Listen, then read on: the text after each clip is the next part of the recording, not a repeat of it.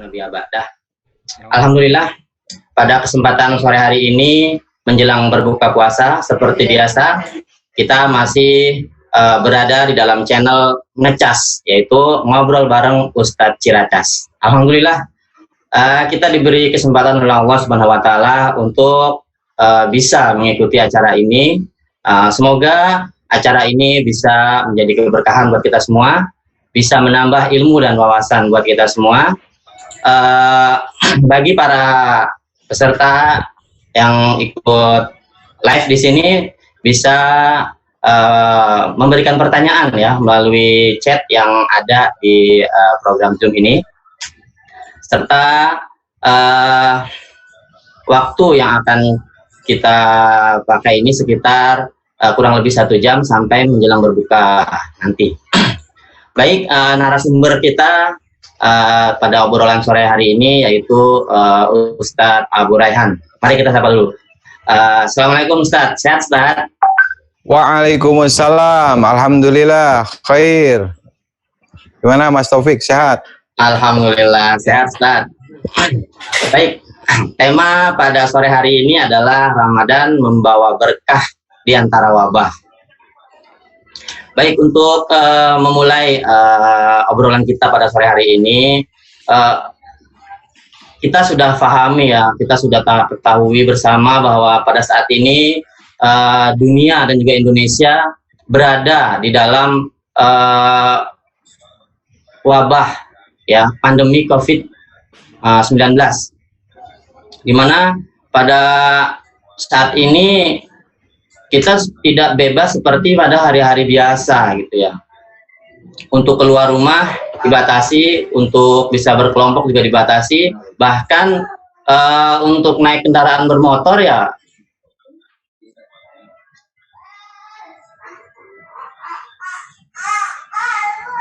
berbeda sekali dengan hari-hari seperti biasanya. Nah, pada bulan Ramadan ini ya kita harus melalui Ramadan ini pada situasi yang berbeda dengan hari-hari biasa dengan adanya wabah COVID-19 ini. Saya ingin bertanya sedikit nih Ustadz, bisa Ustadz jelaskan bagaimana Ramadan bisa menjadikan berkah di tengah wabah COVID-19 ini Ustadz? Ya, baik. Alhamdulillah, pada hari ini kita sudah masuk hari yang kedua di bulan suci Ramadan ini, ya. Jadi kalau bicara keberkahan bulan Ramadan tentu tidak terkait dengan adanya wabah atau tidak adanya wabah, ya. Bulan Ramadan tentu akan membawa keberkahan bagi kita di bulan-bulan atau di tahun-tahun tanpa wabah, apalagi di tengah adanya wabah. Ya, insya Allah justru dengan adanya wabah ini akan semakin menguatkan kita bahwa selayaknya kita ini kembali kepada Allah Subhanahu wa Ta'ala. Sebagaimana obrolan kita kemarin, ya, bahwa tujuan diwajibkannya berpuasa ya di bulan Ramadan khususnya adalah agar kita ini menjadi orang-orang yang bertakwa, ya, la'allakum tattaqun. Karena memang satu hal yang patut kita catat bahwa kewajiban berpuasa ini tidak hanya baru diberlakukan pada zaman Nabi Muhammad SAW, tetapi kewajiban berpuasa ini sudah lama. Bahkan ada riwayat yang mengatakan semenjak zaman Nabi Adam ini sudah ada syariat berpuasa. Sebagai gambaran di zaman Nabi Musa ada satu riwayat wajib ya umat Nabi Musa untuk berpuasa selama 40 hari. Di zaman Nabi Isa ya kaum Nasrani itu wajib mereka berpuasa 30 hari. Tapi kemudian di masa-masa selanjutnya para pendeta merubah ya. Jadi tadinya 30 hari ditambah 10 hari dan seterusnya. Artinya sekali lagi bahwa diwajibkannya berpuasa yang pertama adalah agar kita menjadi orang yang bertakwa. Keberkahan yang kedua, ya, atau keutamaan ya bulan Ramadan ini adalah bulan diturunkannya Al-Qur'an. Syahrul Ramadan allazi unzila fihil Qur'an hudal linasi wa bayyinatin minal huda wal furqan, ya. Jadi di bulan ini, di bulan Ramadan ini Allah turunkan Al-Qur'an. Yang menarik sebenarnya begini. Ayat ini turun di Madinah. Artinya para sahabat dan baginda Rasulullah SAW sudah menjalankan syariat Allah, perintah-perintah Allah dalam semua sendi kehidupan. Ya, jadi kita paham betul ya setelah hijrah ini para sahabat dan baginda Rasulullah SAW di Madinah mereka menerapkan perintah-perintah Allah dalam seluruh sendi kehidupan. Tapi kemudian kenapa Allah menurunkan ayat ini? Syahrul Ramadhana unzila Syahrul Ramadan allazi unzila fihil Qur'an. Jadi di bulan Ramadan Allah turunkan Al-Qur'an hudalinas sebagai petunjuk bagi manusia. Nah, ini jadi menguatkan ya, menguatkan bagi para sahabat, bagi baginda Nabi Muhammad SAW menegaskan bahwa Al-Qur'an ini adalah petunjuk hidup manusia. Nah, ini seharusnya kita pegang. Ya, kita pegang erat ini ayat ini, ya. Dan wabah ini kita tahu persis kejadiannya kan diawali di Wuhan, ya. Jadi orang Wuhan, orang Cina sono itu ternyata demen makan makanan yang aneh-aneh, ya. Yang mateng udah biasa, cari yang mentah. Yang mentah udah biasa, cari yang baru dipotong, langsung dimasukin, langsung dimakan. Ini kan luar biasa gaya hidup yang aneh-aneh. Gaya hidup yang menuruti hawa nafsunya. Ya. Sehingga persoalan sepele, ya, persoalan makanan yang dilarang oleh Allah Subhanahu wa taala. Ini kan makanan yang haram-haram, ya, yang dimakan oleh orang-orang Cina ini. Tentu apapun yang haram ketika itu dilakukan, dilanggar oleh manusia akan membawa kerusakan. Dan kerusakan itu ternyata tidak hanya dirasakan oleh yang melakukan perbuatan kemaksiatan itu, bahkan nyambung-nyambung menular, menyebar ke seluruh dunia. Bahkan orang baik juga banyak yang tertular dari kerusakan yang dilakukan oleh beberapa orang tersebut. Nah, maksud saya, ini seharusnya memberi penguatan kepada kita bahwa pelanggaran terhadap satu ayat saja, pelanggaran terhadap satu perintah Allah saja, ini dampaknya akan sangat luar biasa. Kerusakannya sangat luar biasa. Oleh karena itu, mindset kita di bulan Ramadan ini mumpung, ya kan, ada wabah ini juga ternyata kita ini makhluk yang lemah, pelanggaran itu akan membawa kerusakan, seharusnya lebih mudah, lebih memudahkan kesadaran kita kembali kepada perintah Allah Subhanahu wa taala, dan wabil khusus karena ini adalah bulan diturunkannya Al-Qur'an, kita mau dekat dengan Al-Qur'an, kita mau menjalankan seluruh perintah Allah yang ada di dalam Al-Qur'an. Ya, jadi kalau dikaitkan sekali lagi apa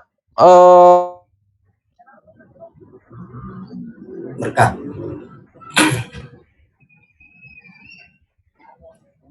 Ya baik, sepertinya ada masalah dengan narasumber kita, Ustaz Abu Rayhan. Sepertinya agak sedikit terputus. Beliau mungkin gangguan sinyal ya.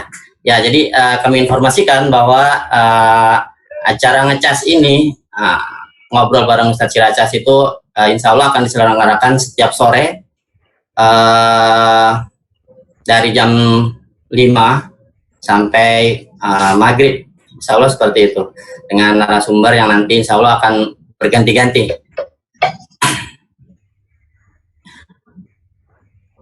Ya, sambil menunggu narasumber kita, Sepertinya beliau sedang melakukan koneksi.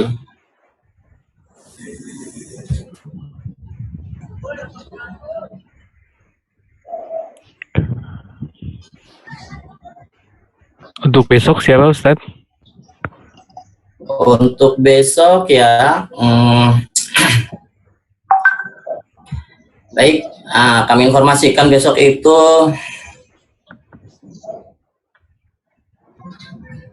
ada Ustadz Abu Hanifah untuk narasumber kita.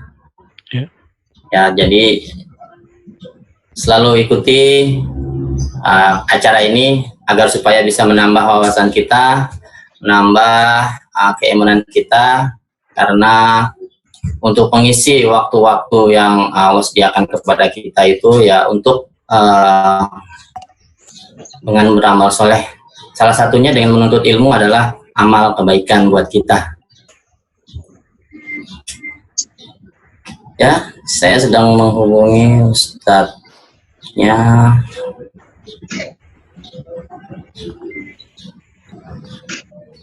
Afwan, ini ada ya Ustadz, silakan Ustadz, dilanjut Ustadz. Baik, jadi saya lanjutkan berkaitan dengan keberkahan, insya Allah justru di zaman wabah pandemi corona ini atau COVID-19 ini menjadikan mindset kita lebih mudah menerima kebenaran, ya masyarakat juga lebih mudah menerima kebenaran bahwa Al-Quran ini adalah petunjuk dari Allah Subhanahu wa Ta'ala yang wajib kita realisasikan dalam seluruh aspek kehidupan. Sungguh kita ini makhluk yang lemah, yang oleh COVID-19 ini saja tidak punya kemampuan apapun, dan kita bisa melihat kedikjayaan negara-negara besar, Amerika, Eropa, Cina, dan seterusnya juga tidak mampu berdaya apapun menghadapi situasi yang ada saat ini. Jadi seharusnya ini menunjukkan sekali lagi kepada kita sesuatu yang tidak mungkin itu menjadi sesuatu yang mungkin. Jadi kalau orang menganggap bahwa Al-Quran ini tidak mungkin, sulit direalisasikan dalam saat ini, inilah saatnya untuk kembali kepada perintah Allah, kembali kepada Al-Quran. Ya, memang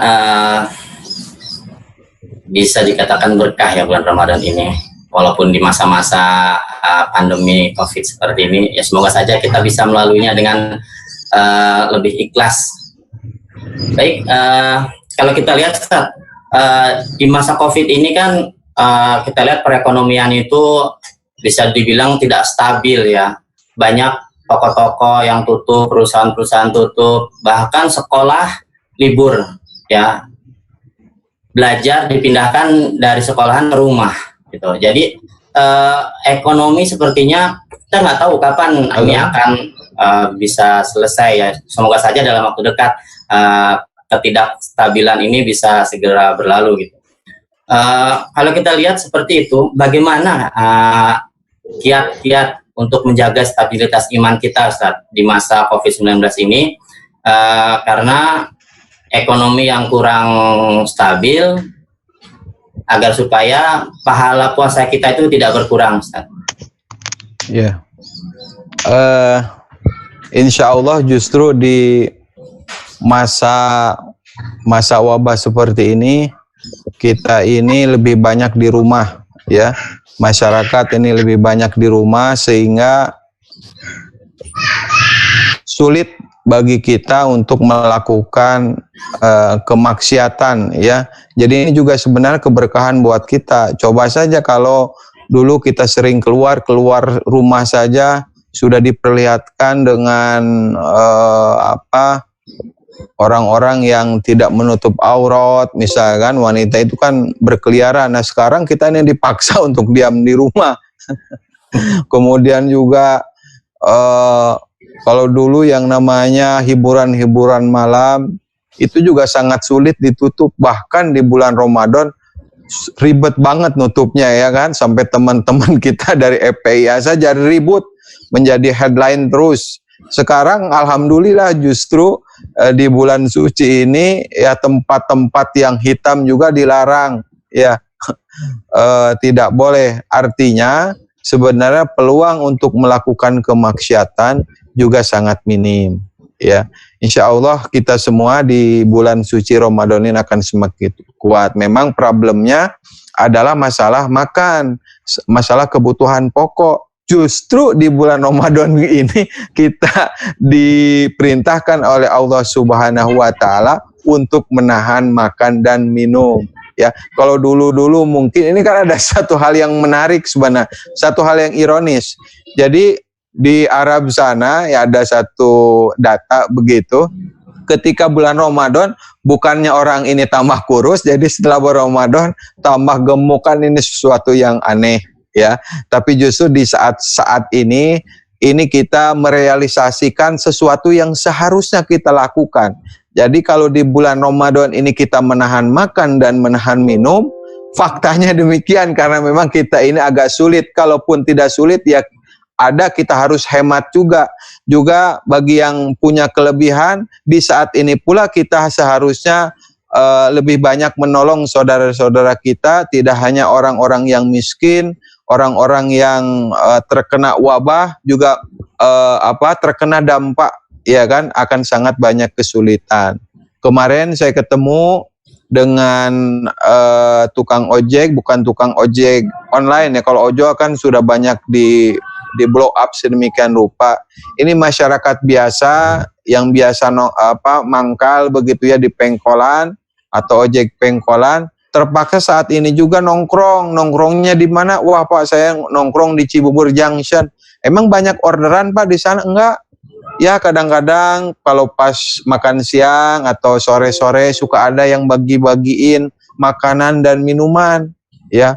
Jadi ini alhamdulillah, maksud saya memang di satu sisi kita ini sangat kesulitan, tapi di sisi yang lain ternyata juga masih banyak saudara-saudara kita yang peduli. Nah mudah-mudahan ini juga menjadi pelajaran bagi yang memang saat ini diterpa kesulitan, kebutuhan dasar memang agak sulit. Mudah-mudahan puasa ini menjadikan kita orang yang sabar menahan makan dan minum sesungguhnya, kan begitu. Dan bagi yang berkelebihan, mudah-mudahan ini kan sodako ini dilipat gandakan di bulan puasa. Jadi lebih peduli lagi kepada saudara-saudaranya, baik yang miskin ataupun saudara kita yang terkena dampak wabah COVID-19 ini. Ya, kalau kita lihat COVID-19 ini itu yang dikhawatirkan itu kan penularannya ya Ustaz ya, bukan penyakitnya, karena menurut dokter-dokter itu penyakitnya itu mudah untuk diobati, hanya meningkatkan imun gitu ya, tapi penularannya itu yang masif gitu, sehingga dalam waktu singkat bisa banyak gitu yang terinfeksi virus tersebut gitu. Sehingga kalau kita lihat orang yang tidak kelihatan sakit ya kuat, sehingga dia bisa membawa carrier ya untuk virus ke halayak ramai gitu, sehingga membludaklah orang yang sakit, terutama di Indonesia tercatat sudah ribuan. Kalau kita lihat kolerasi kesehatan antara Ramadan dan COVID-19 itu bagaimana Ustadz? Karena kalau kita sering dengar ya, entah itu ini hadis atau istilah para ulama, yaitu sumu tasyihu gitu. Jadi berpuasalah engkau maka engkau akan sehat gitu. Jadi kalau kita telah ini gitu, kita berpuasa maka akan sehat. Nah, kan orang muslim banyak yang berpuasa itu, sehingga bisa dibilang penyebaran COVID terputus dong kalau gitu, karena banyak yang sehat gitu. Itu bagaimana Ustaz? Ya insya Allah ya. Jadi memang kita sering mendengar ungkapan sumu tasihu ya, berpuasalah kalian maka kalian akan menjadi sehat. ini adalah hadis yang lemah sebenarnya atau hadis doif ya. Tetapi dari sisi makna hadis ini sebenarnya tidak bertentangan realitas, artinya puasa walau bagaimanapun membawa kesehatan, tetapi hadis ini memang doif ya. Tapi secara faktual yang namanya puasa kan tentu seluruh apa yang diperintahkan Allah kan akan membawa kemaslahatan, akan membawa kebaikan, dan tentu saja puasa juga akan membawa kepada kesehatan. Misalkan di dalam hadis yang lain, tasahharu ya, sahurlah kalian fa inna fis suhur, karena sungguhnya di dalam sahur itu barokah, ada keberkahan. Jadi insya Allah orang yang melakukan puasa ya Allah akan sehatkan, apalagi kemudian menyempatkan sahur ya, karena sahur ini ternyata Allah kasih banyak kebaikan di dalamnya. Dan tentu yang dimaksud dengan kebaikan ini bukan hanya maksudnya termasuk di dalamnya insya Allah adalah kebaikan buat kesehatan kita. Nah, tapi kemudian apakah langsung begitu dengan puasa ini COVID itu langsung hilang? Tentu saja tidak. Ini kan bukan korelasi secara langsung, jadi jangan dianggap seperti misalkan kalau kita makan langsung kenyang. Itu kan sesuatu yang sunatullah. Kalau orang makan pasti kenyang. Ya nggak ada ya orang makan nggak kenyang, nggak ada. Orang makan pasti kenyang. Tetapi bukan sunatullah orang berpuasa langsung COVID-nya hilang begitu. Sunatullahnya bukan di situ tentu saja. Ya, sunatullahnya tentu saja kita melaksanakan aktivitas-aktivitas yang berkaitan dengan menghambat ya penyebaran COVID-19 ini, seperti menjaga jarak, banyak berdiam di rumah, kemudian juga minum atau makan madu, ya sesuatu yang bisa menyehatkan tubuh kita. Insya Allah kalau tubuh kita ini memang sehat, daya imunitasnya meningkat, maka COVID-19 ini akan sulit menyerang tubuh kita. Jadi ini secara tidak langsungnya seperti itu. Tapi sekali lagi, sunatullahnya itu bukan kalau kita A, kita B gitu, puasa langsung otomatis semua, tidak. Ya sunatullahnya bukan di situ, tetapi insya Allah dengan tubuh kita sehat, ya imunitas kita meningkat, maka COVID ini akan sulit menyerang kita. Tetapi tentu saja tadi ya aktivitas-aktivitas yang menjadi sababiah penularan COVID ini tetap harus kita cegah. Ya baik Ustaz. Sekarang masalah ini nih Ustaz, tentang kebiasaan masyarakat Indonesia setelah puasa itu nanti menjelang Idul Fitri itu ada seperti rutinitas gitu, mudik. Jadi dari kota ke kampung gitu untuk silaturahmi atau silaturahim si anak dengan orang tuanya, dengan keluarganya gitu. Bagaimana pandangan Ustadz tentang mudik menjelang hari raya di Idul Fitri ini Ustadz? Karena biasanya memang dilakukan oleh masyarakat Indonesia, dan kita ketahui sekarang ini ada larangan mudik dari pemerintah Ustadz. Bagaimana Ustadz? Ya, Mas Topik nggak pulang nih kayaknya. Mas Topik mah orang Betawi ya. Ya, tentu kita orang Indonesia khususnya memang punya kebiasaan kalau setelah Ramadan ya atau Lebaran itu memang mudik atau pulang kampung. Apakah udah beda ya mudik sama pulang kampung sekarang? Ya anggaplah sama ya. Jadi ini adalah kebiasaan saja. Ya, tidak ada kemudian perintahnya baik di dalam Al-Quran ataupun di dalam As-Sunnah. Pokoknya setelah Ramadan atau Lebaran ini harus mudik. Ya, ini kan hanya ritual saja, ritual khas orang Indonesia. Kalau kita melihat ya di Timur Tengah, justru mereka itu kalau mudik itu pada saat bulan Zulhijjah, yaitu pas saat Idul Adha. Jadi berbeda dengan kebiasaan orang-orang kita. Orang Indonesia maksudnya. Kalau orang Indonesia kan mudiknya kan Ramadan, ya Lebaran maksudnya. Kemudian kalau pas Idul Adha lebih banyak di rumahnya masing-masing kan begitu. Berbeda justru di Timur Tengah, ya seperti di Arab Saudi misalkan, Lebaran atau Idul Fitri itu mereka di rumah masing-masing. Nah kalau Idul Adha biasanya pulang kampung tuh atau mudik begitu kan. Ini yang terjadi. Artinya sekali lagi, mudik ini kan bukan sesuatu yang diwajibkan. Ya, yang wajib ini kan silaturahim kepada orang tua kita, kepada saudara-saudara kita. Insya Allah ini bisa kita lakukan tidak hanya pada saat Lebaran, tetapi bisa dilakukan kapan saja. Ya, Insya Allah. Dan saya pikir juga dengan adanya seperti ini tadi merubah mindset kita, ya kan? Karena banyak orang yang kemudian tidak punya uang, banyak memaksakan diri, ya, yang seharusnya dia melakukan aktivitas yang lain karena banyak orang yang mudik, jadi juga pengen mudik. Mudah-mudahan ini sedikit merubahlah mindset atau kebiasaan-kebiasaan kita yang seharusnya tidak kita lakukan, ya tidak harus kita lakukan.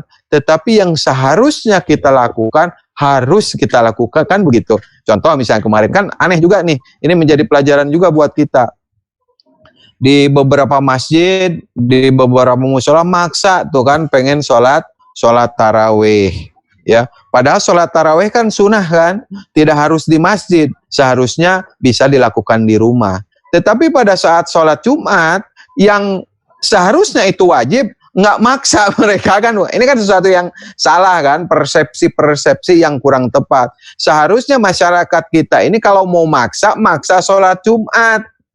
Mereka tuh sholat duhur, berjamaah juga di masjid, tapi nggak mau maksa mereka melaksanakan sholat Jumat. Padahal sholat Jumat wajib apa enggak? Wajib.